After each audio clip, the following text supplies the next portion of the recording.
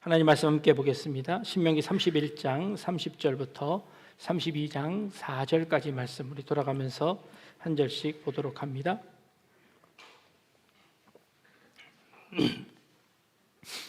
(31장) 30절부터 32장 4절까지 말씀 우리 한 절씩 번갈아 가면서 읽습니다. 그리고 모세가 이스라엘 총회에 이 노래의 말씀을 끝까지 읽어 들리니라. 하늘이여 귀를 기울이라. 내가 말하리라. 땅은 내 입의 말을 들을지어다. 내 교훈은 비처럼 내리고 내 말은 이슬처럼 맺히나니 연한 풀 위에 가는 비 같고 채소 위에 단비 같도다. 내가 여호와의 이름을 전파하리. 너희는 우리 하나님께 위엄을 돌릴지어다. 같이 읽겠습니다. 그는 반석이시니 그가 하신 일이 완전하고 그의 모든 길이 정의롭고 진실하고 거짓이 없으신 하나님이시니 공의로우시고 바르시도다. 아멘. 길을 걷고 있던 어떤 한 중년 신사가 걸음을 멈추고 하늘을 향하여 고개를 이렇게 쳐다봅니다. 한참을 아무런 행동도 없이 하늘을 바라봅니다. 그 모습을 보고 같이 걷던 두 청년이 도대체 하늘에 무엇이 있나 하고 같이 하늘을 함께 바라봅니다. 그런데 하늘에는 아무것도 찾을 수가 없었습니다. 세 사람이 함께 하늘을 보고 있으니 지나가던 많은 사람들이 함께 그 하늘을 쳐다보게 되었습니다. 얼마나 시간이 지났을까요? 먼저 걸음을 멈추었던 그 신사가 하늘을 보다가 갑자기 에취 하고 재채기를 하더랍니다. 여러분들 언제 하늘 보셨습니까? 요즘 하늘 보지 않고 늘 땅만 보고 사는 것 같습니다. 늘 핸드폰만 보고 사는 것 같습니다. 현대인들이 하늘을 볼 때는 이런 때랍니다. 세상이 너무 답답할 때 그때 하늘을 한번 쳐다본답니다. 그리고 하늘에서 헬기가 날아갈 때 쳐다본답니다. 그리고 세 번째는 쭈쭈바 먹다가 마지막에 털어놓을 때 하늘을 본답니다. 여러분들 하늘 좀 보고 사시기 바랍니다. 하늘을 보아야 하는 5가지 이유라는 글을 누가 인터넷에 올려놓았더라고요. 하늘을 보아야 하는 이유는요, 하늘은 우리에게 가장 가까이 있는 자연 그대로의 모습이랍니다. 주말이 되면 산으로, 들로, 바다로 자연을 보러 가는데 하늘은 그저 고개만 들면 볼 수 있는 그런 자연 그대로의 모습이랍니다. 그래서 핸드폰만 보지 마시고 하늘을 보라는 것이죠. 하늘은 언제나 그 자리에 있답니다. 돈 들이지 않고 시간 들이지 않고 언제나 갈 수 있는 곳, 그것 하늘이니 그 하늘 자주 보라는 겁니다. 하늘은요 굉장히 다양하고 변화무쌍합니다. 그래서 하늘은 볼 때마다 다릅니다. 그 아름다운 모습을 시시각각 색과 모습을 바꾸기에 그 하늘을 통해서 위로를 받을 수 있답니다. 그리고 하늘은요 우리가 꿈꾸던 것이랍니다. 미지의 세계이고요, 우리가 알 수 없는 세계이고 그것은 신의 영역이기에 우리는 그 하늘을 보며 꿈을 꿀 수 있답니다. 그래서 하늘을 보라는 거죠. 4가지 이유인데요, 마지막 이유는요 뭐냐 하면 핸드폰 하시는 분 목 아프니까 고개 들고 한번 하늘 쳐다보면서 스트레칭 하랍니다. 5가지 이유랍니다. 오늘 우리가 읽은 본문에 모세는 그의 생애 마지막에 이스라엘 백성들에게 마지막 고별 인사를 하는, 마치 유언처럼 그의 말을 남기는 그 말을 노래로 지어서 그들에게 전하고 있습니다. 그런데 그 노래의 내용은 우리가 다음 주부터 조금 살펴볼 텐데요, 노래를 시작하면서 그 첫 마디가 무엇이냐면 바로 이 말입니다. 하늘이여 귀를 기울이라. 땅이여 내 입의 말을 들을지어다 라고 하늘을 소환해냅니다. 그리고 땅을 부릅니다. 그리고 그들에게 명령합니다. 내 말을 들어라 라고 이야기하는 것이지요.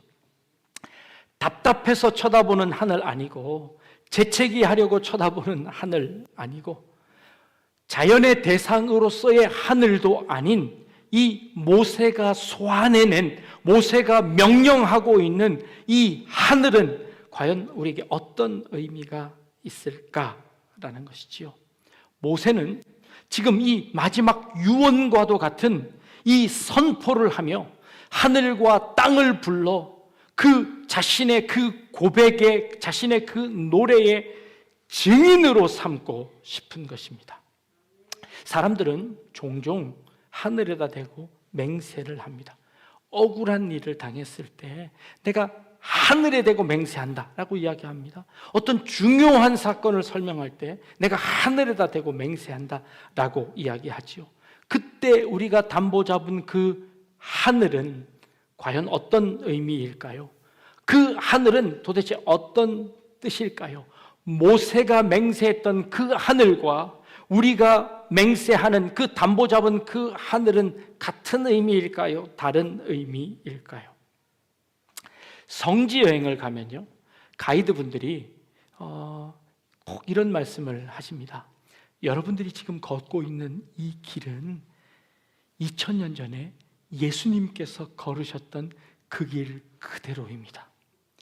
여러분들이 지금 오르고 있는 이 시내산은 4000년 전에 모세가 그의 백성들과 함께 걸었던 바로 그곳입니다 라고 소개를 해줍니다.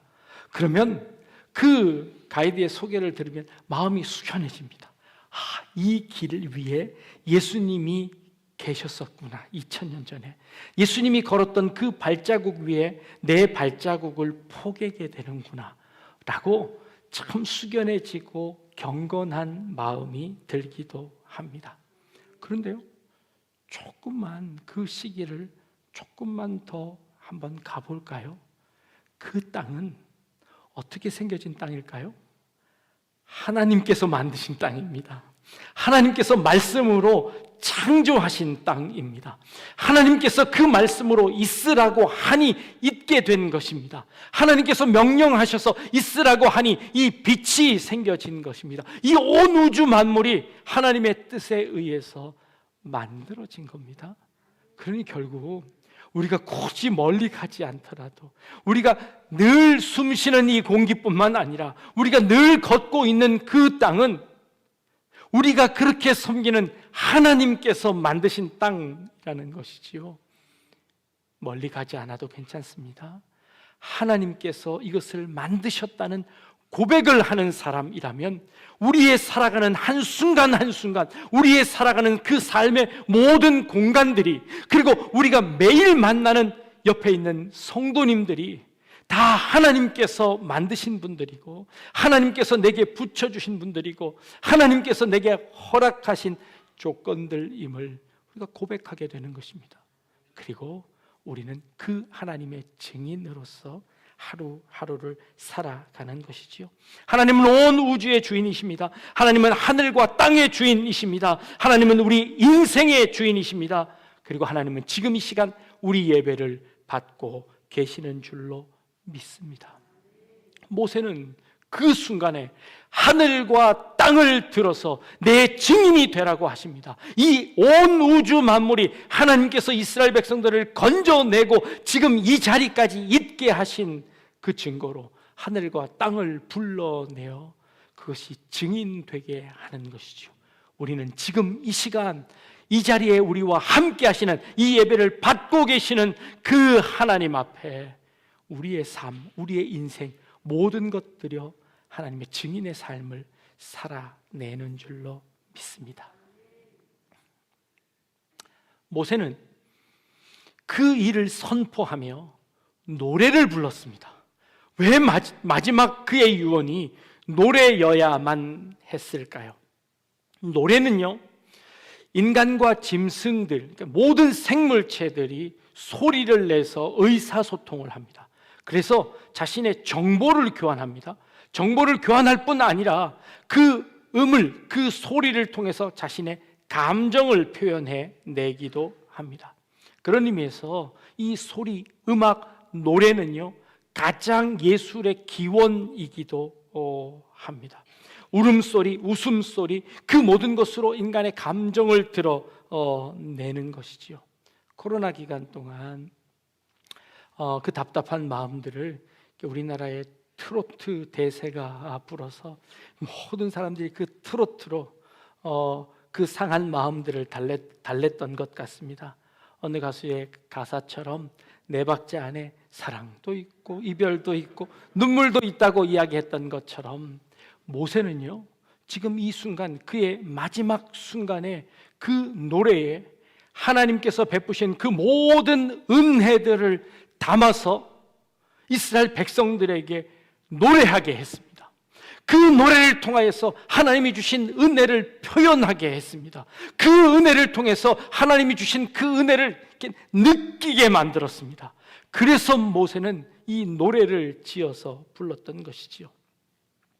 제가 실명을 거론해서 그렇지만 금요일 저녁에 현재 97세 되시는 우리 구견임 권사님 신방을 다녀왔습니다. 갑자기 많이 쇠약해지셔서 신방을 요청하셔서 그 권사님을 뵙고 왔는데요. 권사님 매주 저희 주보를 갖다 드립니다. 그러면 그 주보를 보시고 그 주보 순서마다 읽으시며 늘 우리를 위해서 기도하셨던 분이셨습니다. 너무 힘드셔서 이제 누워만 계시는데요. 함께 예배를 드렸습니다. 제가 권사님 제일 좋아하시는 찬양이 뭘까요? 하고 여쭈어 보았습니다. 찬송가 384장 나의 갈 길 다가도록 이라는 찬양이라고 하셨습니다. 그래서 그곳에서 우리 권사님과 함께 나의 갈 길 다가도록 예수 인도하시니 내 주 안에 있는 긍휼 어찌 의심하리요. 하늘 믿음으로 사는 자는 하늘 위로 받겠네. 무슨 일을 만나든지 만사 형통하리라 라는 이 찬양 함께 불렀는데요. 그 찬양을 부르는 순간 권사님의 삶의 여정이 그 속에 다 녹아 있는 것 같았습니다. 권사님의 그 믿음의 여정이 그 속에 다 녹아 있는 것 같았습니다. 그 찬양을 부르는 그때에 눈물이 흘러서 찬양을 다 마치지 못할 정도로 그런 감격이 오더라고요. 모세의 이 마지막 찬양이 바로 그런 노래가 아니었을까요? 그렇게 모세는 이스라엘 백성들 앞에 그 노래를 끝까지 부르게 했다는 것이지요. 어저께 저녁에 갑자기 상태가 악화되셔서 어저께 밤에 구급차를 타시고 병원에 입원해 있는 상태입니다. 여러분들에게 기도를 부탁드리기 위해서 이렇게 말씀을 드립니다. 제가 매주 다른 곳에 신방을 가면요, 우리 성도님들에게 꼭 묻습니다. 성도님은 무슨 찬양을 좋아하세요? 어떤 찬양을 즐겨 부르시나요? 라고 물으면 어떤 분들은 금방 좋아하는 찬양을 댑니다. 근데 어떤 분들은 찬양이 다 좋지요. 목사님이 그냥 하나 골라주세요. 그러면 그분의 신앙을 대충 짐작을 합니다. 여러분들의 인생을 담는 노래, 여러분들의 신앙을 담는 찬양이 있으십니까? 여러분들이 지금까지 살아오면서 여러분들의 그 신앙의 모든 하나님의 그 은혜를 노래할 수 있는 그 찬양이 여러분들에게 있으십니까? 모세는 지금 그 찬양을 부르고 있는 겁니다. 그리고 그 찬양을 이스라엘 온 백성들에게 가르쳐주며 그 찬양을 함께 하자고 하는 것입니다. 우리 국권사님이 나의 갈 길 다가도록 예수 인도하셨네 라는 그 찬양이 그분의 신앙 고백이었습니다. 여러분들의 신앙 고백, 여러분들의 삶의 그 신앙 여정들을 하나님께 찬양으로 올려드릴 수 있는 그런 우리 성도님들 다 되시기를 주님의 이름으로 축복합니다. 누구를 찬양해야 할까요? 당연히 하나님이시지요. 그 하나님은 어떤 분이실까요? 우리는 하나님을 부를 때요, 어떤 교회에서는 하느님이라고 하고요, 어떤 교회에서는 하나님이라고 합니다. 어떤 게 맞을까요? 하느님이 맞나요? 하나님이 맞나요? 하느님은 하늘 위에 계신 분이라서 하늘님이 하느님이 되었습니다. 하나님은 오직 한 분이신 하나님이라고 해서 우리는 하나님이라고 부르고 있습니다. 어떤 게 더 옳은 표현일까요? 우리가 하나님이라고 부르고 있습니다. 그런데 그러면서도 우리는 주기도문 할 때마다 늘 이렇게 고백하지요. 하늘에 계신 우리 아버지요 라고 고백합니다. 하늘에 계신 우리 아버지는 하느님입니다. 그러니 우리는 늘 하느님을 고백하고 있는 것이지요. 그런데 하느님이라고 고백해놓고 보니까 하늘에 있는 모든 것들이 하나님이 되는 겁니다. 그래서 내 기도를 들어주는, 내게 축복을 주는, 내게 복을 주는 그런 분들을 모두 다 하느님으로 섬기게 된다는 것이지요. 그래서 우리는 하느님이라고 부르지 않고 하나님이라고 불러야 된다고 강조합니다. 그런데요, 하나님이라고 불러놓고 보니까 나머지 모든 다른 사람들은 하나님이 안 돼 버렸습니다. 그래서 오직 한 분이신 하나님을 강조하다 보니까 오히려 더 많은 하나님이 생겨져 버렸습니다. 이런 억지가 생겨져 버렸지요. 그런데요, 여러분, 그것은 이름에 불과한 것입니다. 하느님이든 하나님이든 그것은 한국어 번역에 불과한 것입니다. 원래 하나님의 이름은 뭐지요? 하나님께 이름이 뭡니까? 라고 물어보았더니 모세에게 하나님께서 이렇게 말씀하십니다. 나는 이름이 없다. 나는 스스로 있는 자니라. 나는 나다 라고 말씀하셨습니다. 그 이름이 무엇이냐면 그 네 글자로 되어진 하나님의 이름을 그때 가르쳐 주셨는데 이 이스라엘 백성들이 그 하나님의 이름을 너무 귀하게 여겨서 한 번도 읽지 않아서 그것을 어떻게 읽어야 하는지를 잃어버렸습니다. 그래서 지금도 그 글자를 어떻게 읽어야 하는지 아무도 모릅니다. 어떤 사람은 야훼라고 읽어야 한다. 어떤 사람은 여호와라고 읽어야 한다. 어떤 사람은 예흐와라고 읽어야 한다. 서로 주장을 합니다. 어떤 것도 정답 아닙니다. 그러니 하나님의 이름을 부를 수 없습니다. 그래서 우리는 하느님이라고 하기도 하고 하나님이라고 하기도 합니다. 그것으로 싸울 것이 아니라 우리가 찬양해야 하는 그 이름은 그 하나님이 우리와 함께 계시며 우리에게 은혜를 주시고 우리를 그 애굽 땅에서 건져내시고 그 광야 40년 동안을 우리를 눈동자같이 지키시고 보호하셨고 지금 이 순간도 나와 함께 하시는 그 하나님이십니다. 내게 어려운 일이 있을 때에도, 힘든 일이 있을 때에도, 심지어 내가 감당할 수 없는 그 아픔 가운데 있을 그때에도 하나님은 나와 함께 하시는 그 하나님이십니다. 그 하나님을 믿는 것이고 그 하나님을 찬양하는 것이지요. 그 하나님을, 하늘과 땅을 불러 지금 이 모세가 찬양하고 있는 이 모습을 보는 겁니다. 여러분들의 인생이 그 하늘과 땅 사이에 있는 우리의 삶이 그 하나님의 증인된 삶으로 살아낼 수 있는 우리 성도님들 되시길 주님의 이름으로 축복합니다. 예부터 남자는 하늘이고 여자는 땅이라 했습니다. 그런데 하늘값은 하나도 안 오르는데 땅값만 올라서 남자들의 권위가 땅에 떨어졌습니다. 우리가 하나님을 하느님이라고 부르며 내게 전혀 도움도 되지 않는 그 하나님 때문에 하나님의 권위가 땅에 떨어지고 있습니다. 오히려 땅값만도 못한 하나님이 되어버렸습니다. 그런데 하나님은 그 하늘과 그 땅의 주인이십니다. 그것이 하나님의 그 귀한 은혜의 증인으로서 소환해내고 그리고 그 하늘과 땅에게 명령하며 하나님이 행하신 그 일을 찬양하라고 이야기하는 것입니다. 내 교훈은 비처럼 내리고 내 말은 이슬처럼 맺히고 연한 풀 위에 가는 비 같고 채소 위에 단비 같도다 라고 모세는 찬양합니다.